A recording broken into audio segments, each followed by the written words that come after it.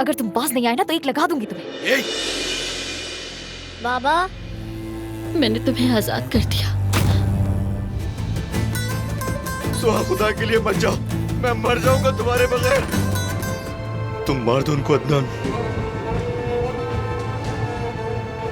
वरना ये मुझे खुद करना पड़ेगा। वो क्या चाहती हैं अब्बास चचा से? घर वापस लाएंगे उन्हें।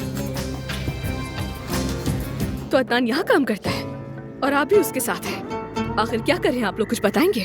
दादी, आप कैसे भूल सकती हैं? कैसे भूल सकती हैं? जो कुछ उस आदमी ने किया, उसकी वजह से इस घर में क्या क्या हुआ आप नहीं जानती। अदनान, हुआ क्या है? मुझे घबराहट हो रही है, बताओ मुझे। ज़मरुद, मैं